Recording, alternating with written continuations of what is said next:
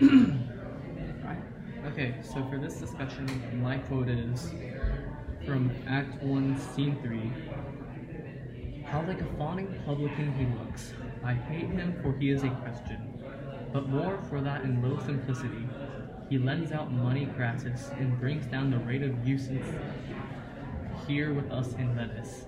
If I can catch him upon the hip, I will feed fat the ancient grudge I bear him. He hates our sacred nation, and he rails, even there where merchants most do congregate. On me my bargains and my well-worn thrift, which he calls interest. Cursed be my tribe if I forgive him. Okay, so I chose this quote because it relates to the modern day where like Shylock's complaining how Bassanio, was it Antonio? Antonio hands out loans for all the Christians in the city without any interest, which therefore hurt his business, where he does the same thing but actually asks for interest. And I think this relates in the modern day since loans are a common occurrence even nowadays, and if you were to lend out loans without interest, you would be hurting the economy, and you wouldn't be making any more money for yourself. And I think that Shylock hates him for for not charging any interest to any of the other people, any of the other Christians, and ruins his business as a Jew, and is therefore a little bit discriminatory against Jews. And this also is reflected in the 2018 BBC Radio version of the Merchant of Venice, where they take the plot from 16th century Venice to the 2008 financial crash in London. And the financial theme plays a much bigger part there, since it's during the financial crash in 2008, a much more recent time than compared to the original setting of the plot. I like what you said here, because basically what you're saying is that like how it relates to today's as in like businesses, and how it's always like a fight over there's always competing businesses, and how people are always trying to make more money for themselves. Like how Antonio is a moneylender, and since he doesn't charge interest, people are more likely to go to him for money than they are for Shylock. So that hurts Shylock. And if you view each individual as like a unique corporate, it would be like a lot like today, like Apple and Microsoft are like always trying to invest each other in their new productions and like customer. So I feel like companies today, they're more careful with their loans than they were back then. You could see Antonio's recklessness, which almost led to this complete disaster. And as you said in the 2018 version, what did you say? The 2018 version had set to the 2008 financial crash. Financial crash, yeah. So, Yes, I feel that I'd like to agree with Rohan in how Antonio was rather reckless with his money, giving out loans without interest. However, I wouldn't say that was necessarily discriminatory. I mean, one could argue that was just simply him being a nice dude and just giving out loans. I'm not saying that's necessarily what happened, but you could consider that maybe he just wanted to be like he just wanted to be a nice dude to his friends, and then lend them some money and not charge him anything for it. Also, I feel like that the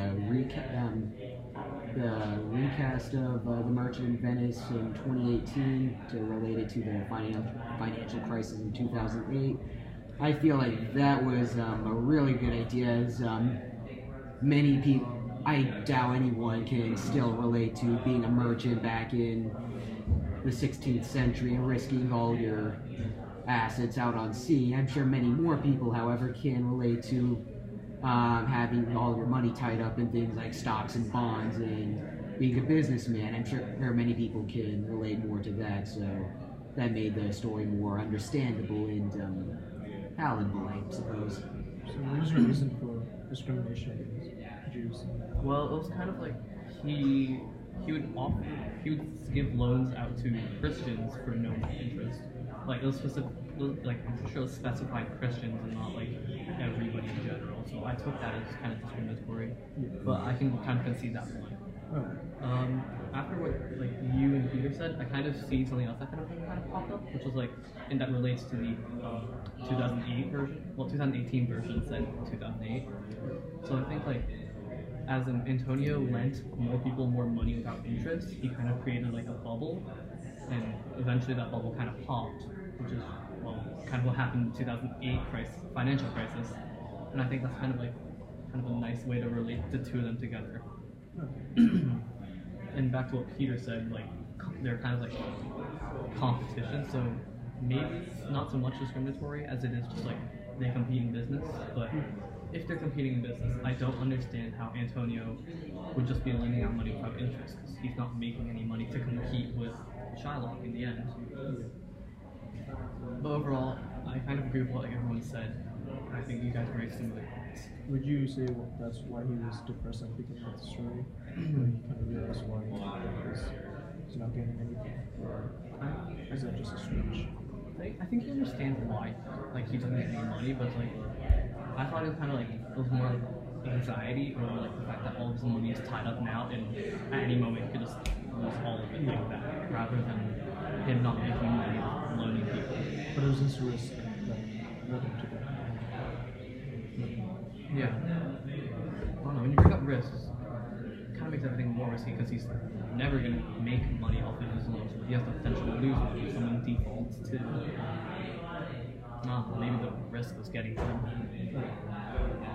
But like when you say like discrimination, I'm looking at it through this lens. I mean, like I can see how if I were like Antonio today, and like let's say like every Christian was my friend, like yeah, sure, I'd be willing to lend you money without like any interest. But if I were to like go to some stranger, like I'm not sure I would first off lend money to him in the first place. But if I were to lend him money, I'd like want something more back. Like I would see how, like if you're saying like he's lending money to Christians, like I can see why he would choose to lend it to them without interest, because they're all one and the same. So that's how I did it. I think we should move on to someone else. Mine. So I was looking at mine, and I was thinking of how would this play have changed if Antonio and Bassanio were homosexual, because this is like a huge problem in today's world. In today's world, we're always having debates about like gay marriage and things. So I found a line when Portia is talking about them. She says,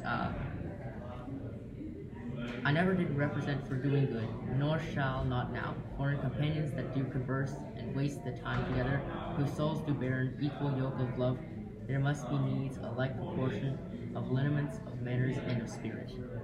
So what she's saying here basically is that, and since I love Bassanio, and Bassanio is good friends with Antonio, they're probably one and the same. So if I love Bassanio, there's no reason for me to dislike Antonio.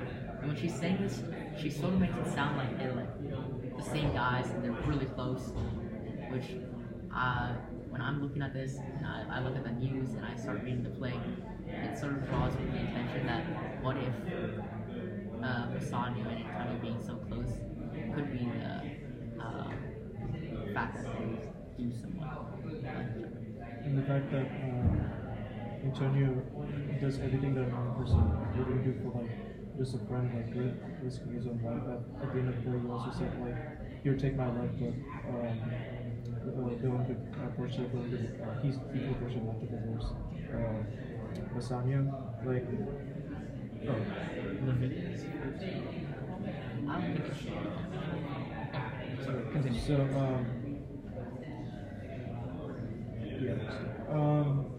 but in modern society, it seems that like homosexuality is getting a lot of respect.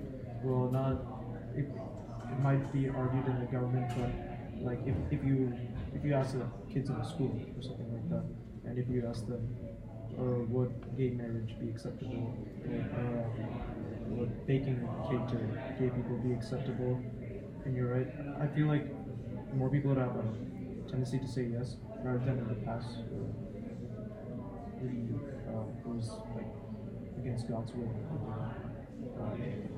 in their beliefs. So yeah. Well, like when you say this, like this is just like a quick note. When people say yes, I'm pretty sure it's just because they want to be like political, right? Not that not all people necessarily believe that that's like correct. Yeah.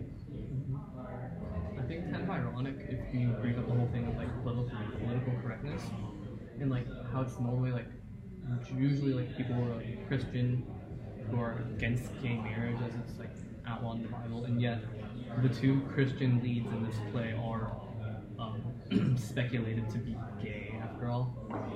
And back to the whole gay theme. I think the 2003 film adaptation of Shakespeare's play actually does feature Antonio and Bassanio being homosexual, openly homosexual with each other. How did that interfere with Bassanio's relationship with Portia? Well, I think. Excuse me. Well, I think it kind of like. I don't think it interfered. I don't know. I didn't get to see the movie, obviously, but I guess that kind of.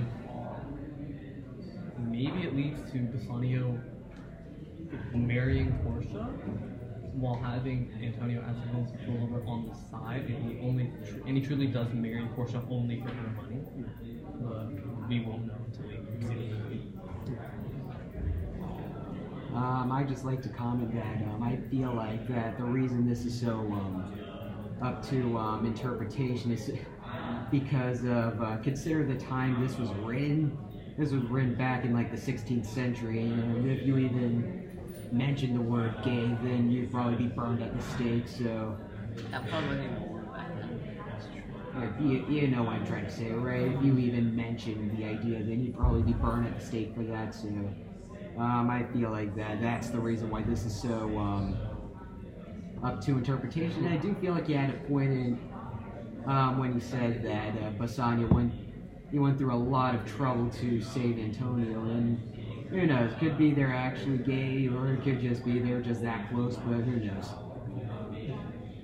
Oh, another thing I want to bring up, like, the whole reason, like, it's not confirmed, obviously, that in the play that they're actually gay, but, like, you read it, it's speculated that they're gay because, like, Antonio and Bassanio do so much for each other, like,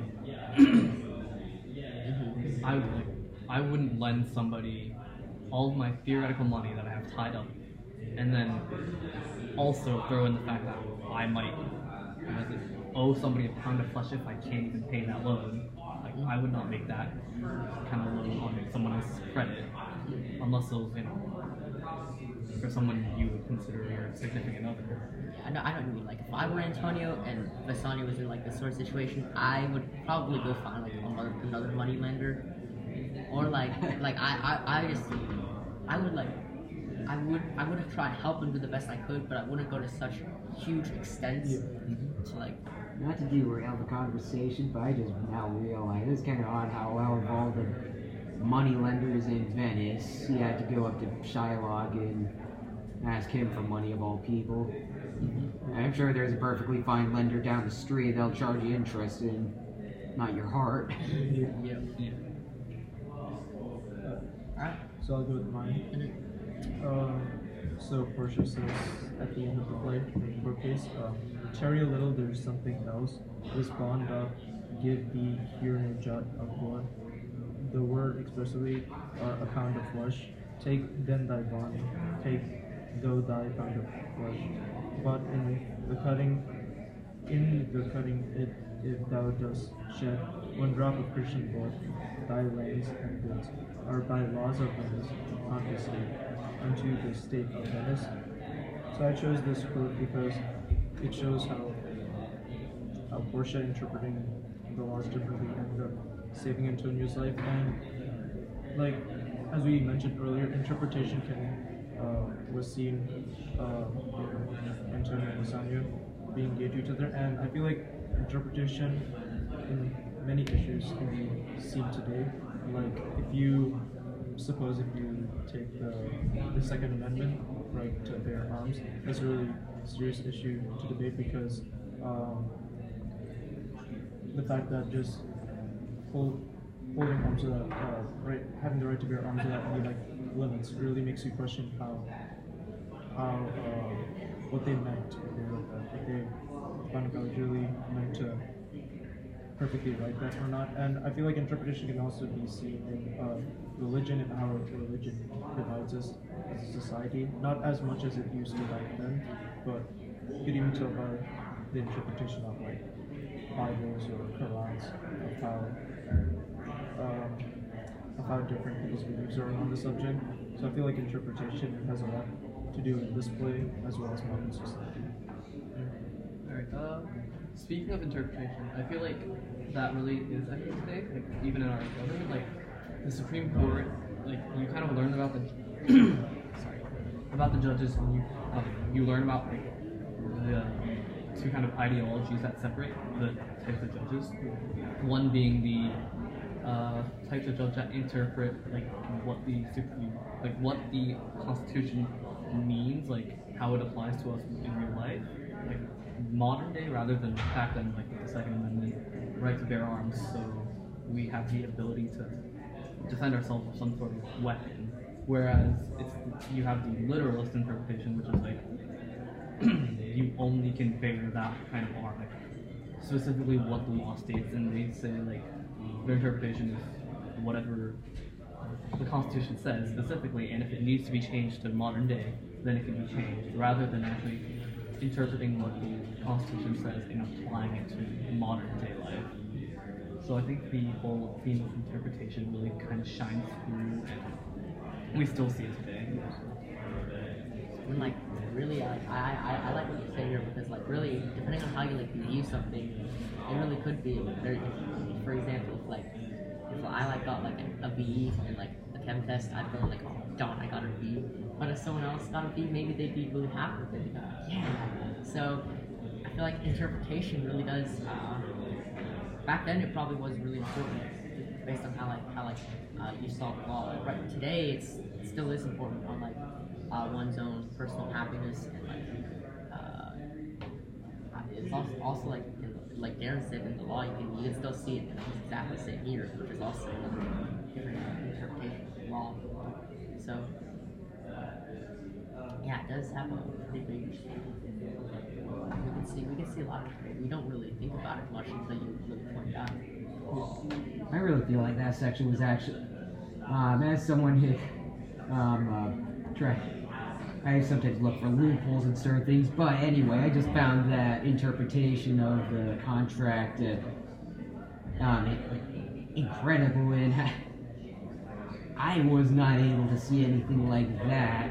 However, I find that little loophole, I find that was a brilliant interpretation. That's the sort of thing they use in law today to wiggle yourself out of sticky situations. Like, that's the entire basis of our legal system, different interpretations of the same piece of writing, and for that matter, that's the entire gimmick of literature, how the same words are interpreted differently by each reader. Yeah, you could tell that, or you can make the assumption that Portia was really prepared at that moment. Like maybe when Bassanio told her that he was gonna go unsafe, Antonio, she might have thought of this before, because as you can see, Portia is really smart and rich woman, and her understand her, because in the play she also she makes exceptions to the promise that she makes to her dad, like how a person has to answer or choose the right casket in order to become her husband. So yeah, a lot of interpretation. You want to start yours? Okay, something else real quick. Like something else I kind of just realized, like as you brought up like the modern legal system, like you kind of hate like as you say, the smart and educated people can actually interpret the law to actually make sense of it. So say we had a lower income person who was not properly educated, they'd have a much harder time actually getting out of something that's like just a simple parking ticket. Whereas someone like a more well-educated person can actually like argue with the cop because they understand the law and they can interpret the law. oh, I didn't break the law, but by this interpretation of it, I didn't break it. Whereas the other person who doesn't actually, who cannot properly interpret the law, can't really argue the fact, and is just immediately screwed and put in jail. Whereas the person who can argue the interpretation of the law can probably get out of it, or at least, have a lighter situation than just being thrown in jail. And they're called lawyers. Exactly. I always thought you were supposed to. I thought you were always supposed to get at least a public lawyer. Like you might not get the best lawyer, but you at least have a lawyer. You can get your own lawyer. It's not if you don't have a lawyer, they give you a lawyer. Yeah, if you can't afford it. You can't afford Anyways. it. Alright. Oh, all right. I'd just like to say out of the Merchant of Venice, in the story you see a lot of conflict between Christians and Jews, and that's a big theme in the story. I'd like to propose that perhaps this message is more universal, the theme is more universal than Christians versus Jews, but rather anyone versus any sort of minority group. And you can still find this today in certain areas, like in China. If you worship anything other than the party there, things are not going to go very well for you. If you're a woman in the Middle East, again, not very good for you. Or if you're anything other than a Muslim in the Middle East, except for Israel, you're still not going to get very far. And all over the world, you see that there's still a lot of oppression and cruelty. Like, I'd say. Oh, sorry. What was your? Oh, my stop. Very sorry about that. In the story, while it does specifically say, hath not Jews eyes and whatnot, may I quote, hath not a Jew eyes, hath not a Jew hands, organs, dimensions, senses, affections, passions, fed with the same food, hurt with the same weapons, subject to the same diseases, healed by the same means, warmed and cooled by the same winter and summer as a Christian is. If you prick us, do we not bleed? If you tickle us, do we not laugh? If you poison us, do we not die? And if you wrong us, shall we not revenge? What Shylock is trying to say here is, are we not people too? This could apply to any of those sort of minorities. Like over in China, let's take for example someone who worships something other than the party there. Aren't they people too? Isn't everyone on this earth a part? Like all these people who are being oppressed, are they not people too? So I think you're completely right. Like, oppression against minorities is still like very much alive today. Like the Muslim minority, like right now in China, it's actually being like suppressed and held in like internment camps, I believe. And I think like oppression is just like always always going to be relevant in some kind because everyone believes that we're better than somebody in some sort of way. So like you can see that now with like a lot of white nationalists will go to like synagogues. That's the Jewish version, right? Yeah, synagogues are where Jews Thank you. worship. Yeah, and like they'll spray paint like white power, like a swastika or something like that. Like it's still very much like there's still very much a lot of oppression and discrimination against Jews to this day, which obviously carries over. It carries over because you can kind of see like Shylock is the only Jew in the play because Jessica eventually turns into a Christian. And like you can see how like all the Christians kind of band together to screw Shylock. Because by legality and technicality, he is owed a pound of flesh. But the Christian majority kind of just oppresses him and like, finds the loophole, as you said, to like screw him over. And it's just kind of a really relevant theme to this day, in my opinion. I find it interesting. I find it really interesting that people still have these sort of beliefs and hatreds toward other groups just by listening to history or their parents like teaching them. Like if you say like Christianity and Islam, or if you say suppose like if two countries have fought in war, you'd be taught to not appreciate that kind of group. And I find it really interesting that that still continue today, where some people would think that it's in the past, everything has changed right now. We just forget about it. And that's how rivalries are created. Like if you take a look at India and Pakistan, like sure, all that stuff happened back then, right? There's nothing wrong now, but still you still see a lot of hatred between the two groups. and that's how it's applied to society. And I do agree with you the fact that it can be applied to many other groups as well, like not only just Christians and Jews, but to minorities and as well as homosexual people, like they're considered minorities. So anything to say?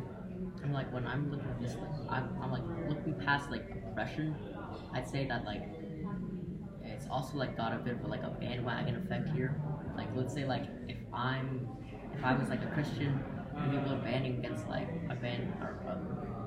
getting together against Shylock, I know this is probably not really nice, but I'd probably be joining the bandwagon with them, like because it's just the way we are. We always want to be part of the majority. We always want to go with the flow. We always want to do what everybody else is doing, because most of the time we think that that's what's the best for us. It may not be like what's morally correct, but it's pretty natural. So if everybody's trying to oppose against minorities, well, it's definitely the majority that's doing this. So a lot of people are really tempted to just join in, which is why it's still a problem. Because if people weren't continuously trying to band against the minorities, we probably wouldn't have this problem anymore. Because not everybody's so cool as to try and oppose against someone else's personal beliefs or what they believe in. Because I personally think you can believe in whatever you want to believe. It doesn't affect your life in any way. Like if you were a Jew and I were a Christian, if I were to go to church every Sunday and you were to go do whatever you wanted to do, it wouldn't change any of our lives in any way. But if we were to fight against each other, yeah, it would be harmful to both sides. So, and since you want to like win this fight, you'd always go for the majority because yeah. I'd just like to address what you said. I mean, while yes, I do agree with what you said for the most part, I feel like everyone banding together against Shylock wasn't so much. I mean, I suppose you could interpret it as he was a Jew. However, I do feel that also they just sensed it was morally wrong to demand that you can carve out someone's heart and demand it as payment. I mean, I feel like that's just something most people can agree on that's morally wrong. Alright, and I mean, Shylock, to be fair, was being cruel. The reasons why he's cruel, those are up to debate, and probably because he was oppressed as a Jew. However, he was acting like a jerk there, alright? Like, you have to... But I do agree with what you said for the most part. And what you said about how everything's in the past, I'd like to ask you a small little question. Can you punish one generation for the mistakes of the generation before? No, and that's my take. I'm just saying the fact that it is seen today. I'm not saying that it's right to do so. I'm just saying that if something happened in the past and a different generation is there, I would punish the new generation. Try to learn from the past generation's mistakes, but don't punish them for someone else's.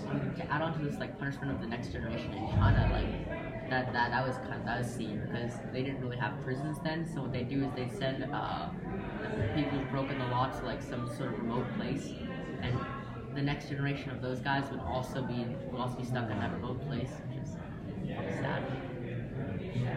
Isn't that similar to what they did with Australia though? Because yeah, that's kind of what they did. Like they put the prisoners to like first they put them here, and then they put them in Australia, and every future generation after that would be subjected.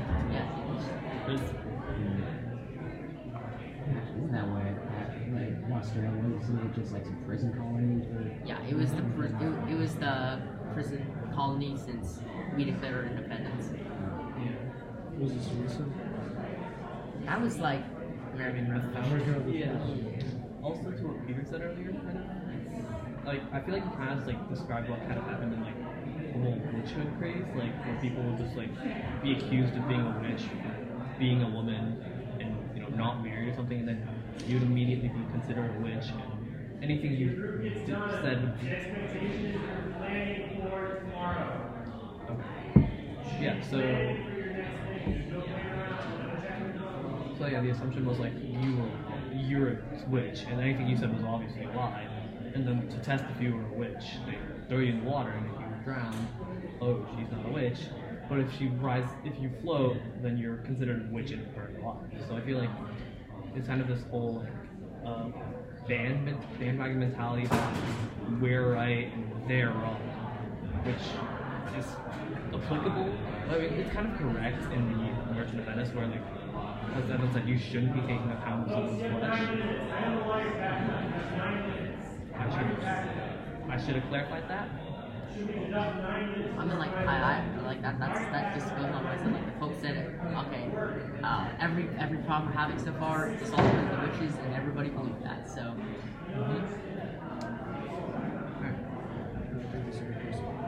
Sorry? I think it was a good case. Alrighty then. We're done? I think so, yeah.